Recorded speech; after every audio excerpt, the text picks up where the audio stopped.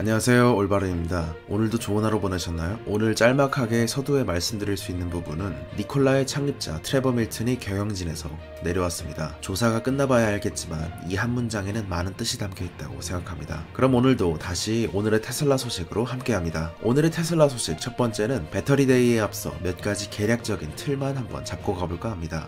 미래에 대한 테슬라의 원모어 띵은 일론 머스크의 영역으로 남겨두며 오늘은 조금 더 현실적으로 배터리데이에서 기대할 수 있는 틀에 대해서 얘기해보죠. 그리고 오늘은 월가의 컨센서스 시간과 함께합니다. 오늘의 테슬라 소식 두 번째는 짤막하지만 그러나 중요한 오늘의 테슬라 소식입니다. 배터리데이에 앞서 몇 가지 점검들을 좀 해보죠. 월가의 컨센서스입니다. 일론 머스크가 말했듯 테슬라의 장기적 경쟁 역량은 제조라는 부분에서 보자면 배터리데이는 테슬라의 역사상 가장 흥미로운 날이 될 것 같습니다. 또한 모건 스탠리도 테슬라의 기조 자체를 바꿀 만한 변화가 있을 것을 기대하고 있죠. 테슬라가 가질 혁신성은 그 방향성에서 온다고 생각합니다. 더 많은 차를 팔기에 적합한 배터리를 선택하는 것. 그날그날의 차트를 많이 안 보는 저 같은 장기 투자자에게도 중요한 기점이 될 배터리데이를 앞두고 각 애널리스트들의 리포트를 정리해봤습니다. 첫 번째인 도이치방크는 테슬라에 대한 투자의 의견을 중립으로 유지했으며 목표 주가는 300달러에서 400달러로 올렸습니다. 대부분의 애널들이 테슬라의 실제 주가보다 좀 더 낮은 가격을 제시하고 있음을 볼 때 이 정도는 충분히 이해되는 가격이었는데요. 중요한 부분은 아무래도 목표 주가 자체를 33%나 높였다는 점입니다. 이전보다 테슬라의 가치를 33% 높게 보고 있다는 점에서 상당히 밸류에이션을 높였다고 생각하시면 될 것 같습니다. 도이치방크의 엠마뉴엘 로스너는 테슬라가 배터리데이에서 배터리의 용량을 확대하고 비용을 절감할 수 있는 자체 생산 시스템을 공개할 수 있다고 봤습니다. 또한 9월 22일 배터리데이에 대한 미디어나 투자자들의 관심이 매우 높은데요. 이에 대해서 기대에 부응할 수 있는 가능성이 크다고 봤습니다. 이러한 시나리오로 전개된다면 테슬라의 기술 선두적 이미지를 굳히게 되고 앞으로의 테슬라에 대한 밸류에이션도 지지를 받을 수 있을 것이라고 전망했습니다. 두 번째 애널리스트,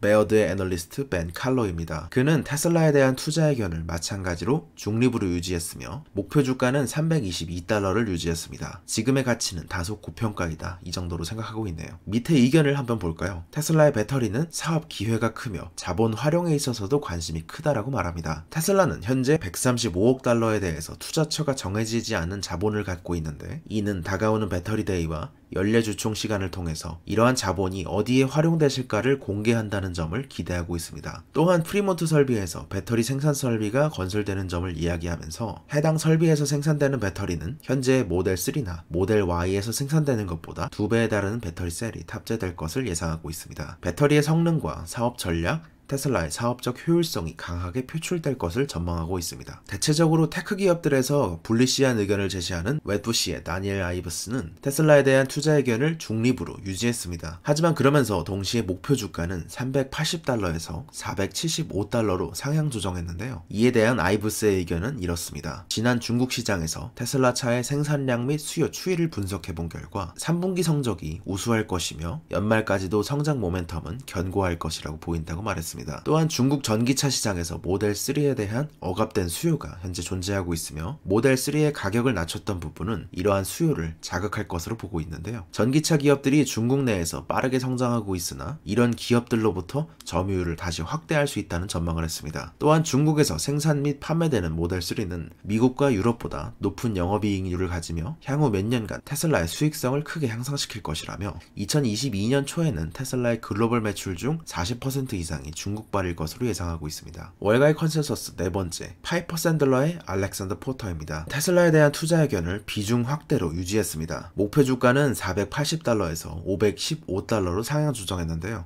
포터는 이렇게 말했습니다. 투자자들은 테슬라의 에너지 부분을 대체로 간과하고 있다. 테슬라의 에너지 부분은 앞으로의 미래를 볼 때 연간 2천억 달러의 수익을 낼 것이라 예상되고 고정형 배터리 시장의 3분의 1을 차지할 것이란 예상을 하고 있었는데요. 물론 아래의 글을 보시면 아시겠지만 이거는 2033년의 예상을 넣은 부분입니다. 2019년에 테슬라 에너지는 매출 15억을 달성했으며 2023년에는 124억을 예상하고 있고 2033년까지는 2천억 달러를 넘을 것이라고 모델링한 것이죠. 중요한 부분은 점차 테슬라의 방향성에 있어서 에너지 부분의 중요성은 커질 것이며, 이에 따라 테슬라의 에너지 부분에 대한 예상치도 주목될 필요가 있다고 말했습니다. 포터의 분석에서 살짝 더해서 제가 알려드릴 수 있는 부분을 알려드리자면 이렇습니다. 테슬라 에너지 부분의 최근 변화인데요. 2020년 5월 영국 내에서 전력발전 라이선스를 취득한 바 있고, 2020년 6월에는 파리에서 이 PEX 스팟 전력거래소 회원으로서 등록하고, 7월에는 독일에서 테슬라 에너지에 대한 설문조사를 물밑에서 시행하는 등 변화를 보였습니다. 또한 남호주의 혼스데일 발전소에서는 테슬라 오토비더 가상발전소를 위한 전체 관리 시스템 서비스명인데요. VPP를 위해 1000개의 주택에 태양광 솔루션으로 시범해본 결과 나름 반응이 꽤 괜찮았습니다. 그래서 이에 3000개 주택으로 추가 확장 설치 중에 있습니다. 배터리데이가 있거나 없거나 원래부터 테슬라에게 가장 중요했던 것은 비용이었습니다. 마이너가 메이저가 되기 위해서 단순히 가능하기만 한 기술이 상업용으로 우리의 곁에 오기 위해서 필요한 부분도 결국엔 비용의 문제이죠. 일론 머스크가 과거에 니켈 가격과 코발트에 대해서 이야기하며 덧붙였던 내용도 같습니다. 현재의 배터리 비용은 회사 성장에 큰 장애물이란 점이죠. 테슬라의 배터리데이에 앞서 결국에 중요해지는 부분은 프라이스 패러티, 한마디로 다시 한번 본질에 집중해야 될 때입니다. 이제는 전기차가 내연기관차보다 저렴해질 수 있는 원년이 될 수 있을 거란 전망 때문이죠. 이에 대한 힌트는 2020년 2분기 테슬라의 어닝콜에서 찾을 수 있었습니다. 머스크는 이렇게 말하죠. 전지에서는 일반적으로 두 가지 등급이 있습니다. 인산철과 니켈 기반이죠. 니켈 기반의 셀은 에너지가 높기 때문에 테슬라 세미 같은 제품에 필요하고, 따라서 이 부분은 대량으로 효율적이면서도 장거리를 보장하는 배터리 팩 기술을 갖는 것이 매우 중요합니다. 이 부분은 개인적으로 생각할 때 가격에 대해서는 다소 여유가 있는 지점이죠. 하지만 테슬라가 지금까지 걸어왔던 길을 다시 한번 상기하자면 로드스터를 거쳐 S와 X를 거쳐 모델 3와 Y에 이르기까지 점점 더 테슬라는 가격을 낮춰오면서 노리는 부분은 결국엔 전기차의 보급의 목표가 있습니다. 이를 통해서 테슬라 에너지로의 가상발전소도 가능해질 수 있고, 소프트웨어 및 구독으로의 수익 확보도 가능하고, 그가 원하는 지속 가능한 에너지로서의 전환을 가속화한다는 그의 미션도 이룰 수 있을 것입니다. 그런 측면에서 머스크가 얘기했던 것처럼 승용차에서 보고 있는 부분은 이제 중국 모델 3에서 LFP 팩을 사용하듯이 이제는 이것을 대량 생산함으로써 인산철 배터리를 이용해 전기차가 내연기관보다 저렴해지는 시기를 볼 수 있지 않을까 하는 기대감입니다. 이에 대해서는 많은 분들이 너무나 오랫동안 이야기해서 무뎌졌으나 결국엔 본질로 돌아가 테슬라의 목표 와 힘을 찾는다면 이 부분이겠죠. 과연 테슬라가 가진 특허 중 템리스와 건식전극 공정도 결국엔 배터리의 원가를 낮추기에 훌륭한 수단입니다. 그리고 인산철을 이용함에도 불구하고 대략 300마일의 주행거리를 얻으며 앞서 나갈 수 있는 부분은 그들이 가진 전기차의 모터 기술과 기가 캐스팅 같은 툴을 이용한 부품의 효율화, 뛰어난 배터리의 효율 관리 등으로 인해 이 역량을 뒷받침해줄 수 있다는 기대감, 이것까지 더해지죠. 지금 메이저 배터리사의 원가가 대략 1kW 시당 $120로 알려져 있으나 이것을 $100 아래로 떨어뜨릴 수 있다면 내연기관차와 총 소유 비용이 같아지는 지점에 도달하게 됩니다. 이번 배터리데이에서 이를 $80 수준까지 낮췄다는 예측이 나오고 있습니다. 더군다나 CATL의 말대로 100만 마일 배터리라면 이제는 1년에 16,000km에서 2만 km 정도 탐을 감안할 때 100년 가까이 타는 수치이죠. 이제는 차를 타는 것을 넘어 구독 서비스로 향하는 포부로서 테슬라의 야망을 엿볼 수 있었습니다. 그리고 두 번째로 오늘의 테슬라 소식을 정리합니다. 짤막하지만 그러나 중요한 소식들이죠. 풀셀프 드라이빙, 완전 자율주행 옵션의 대안으로 강화된 오토파일럿, 진보된 오토파일럿이라 해야 할까요? 테슬라가 이전에 사라졌던 인핸스드 오토파일럿을 다시 시장에 내놓습니다. 기존의 오너들을 위해 FSD 패키지에 비해서 저렴한 대안을 제공할 수 있는 인핸스드 오토파일럿을 다시 도입하는 것인데요. 풀셀프 드라이빙은 $5,000쯤부터 시작되어 현재 가격은 $8,000까지 인상이 되어 있습니다. 옵션상 가격이 비싸고 하드웨어를 갈아야 하기 때문에 채택률 상승이 저하되는 경향이 있다는 평가가 있었는데요. 이에 대해 $4,000 수준에서 인핸스드 오토파일럿 패키지 옵션을 제공함으로써 풀셀프 드라이빙 패키지 이전의 등급이 추가되었습니다. FSD의 대안으로서 인핸스드 오토파일럿은 2019년까지 있었던 내용이었죠. 오토파일럿 1부터 시작되어 2019년 2월 27일 이후 개편에 이르면서 변화가 시작되었었습니다. 크루즈 컨트롤이나 오버스티어, 서먼, 스마트 서먼, 오토파크, 자동 차선 변경이나 NOA 등 대부분의 기능은 있는 상태로 인핸스드 오토파일럿이 다시 소개될 예정입니다. 이를 통해 느낄 수 있었던 점은 인핸스드 버전은 최신의 컴퓨터로 업그레이드하지 않아도 바로 적용될 수 있다는 것인데요. 이에 따라 기본 장착된 오토파일럿을 사용하던 유저들도 인핸스드 버전을 사용하는 침투율이 상승할 것으로 전망되고 있고, 아래에 두 개 기능을 뺀 부분이 인핸스드 오토파일럿인데, 이를 통해 보자면 기존의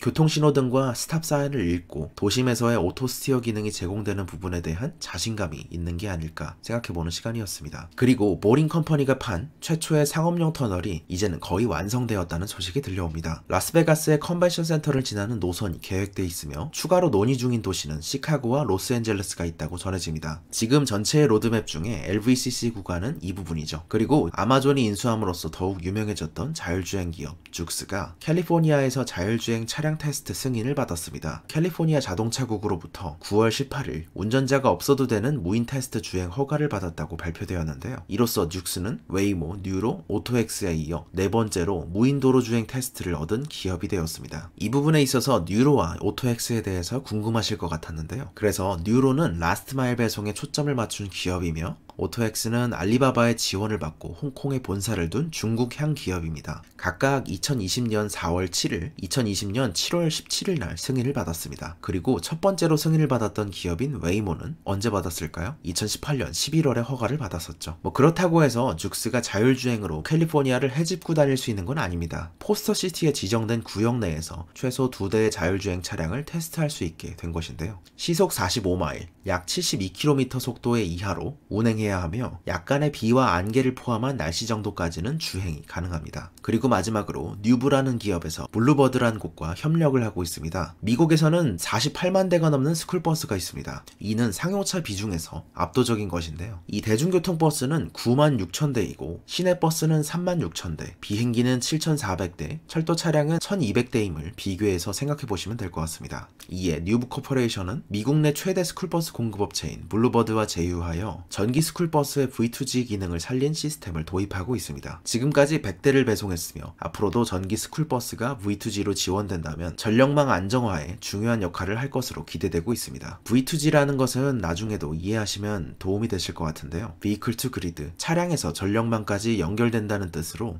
전기차 배터리에서 저장하고 방출할 수 있는 전력을 활용하는 기술입니다. 예를 들어 볼까요? 저렴한 심야전기로 배터리를 충전해 두었다가 출근 후에 배터리에 남은 전력을 가장 비쌀 때 팔 수 있게 됩니다. 이로 인해 운전자는 돈을 벌고 전력회사는 발전소 가동률을 줄일 수 있게 됨으로써 사회적 비용을 줄일 수 있게 되죠. 우리나라 기준 승용차의 하루 평균 사용시간은 2시간 내외로 90%의 시간이 주차장에 있다는 뜻입니다. 이에 V2G 기술이 광범위하게 채택된다면 전기차는 스마트 그리드, 가상발전소 시스템의 일부로서 역할을 다할 수 있게 됩니다. 오늘은 이렇게 테슬라에 대한 얘기를 마칠까 합니다. 배터리데이에 대한 플롯과 월가의 컨센서스, 짤막하지만 중요한 오늘의 테슬라 소식들과 함께한 시간이었습니다. 오늘도 좋은 하루 되시기 바랍니다. 감사합니다. 올바른이었습니다.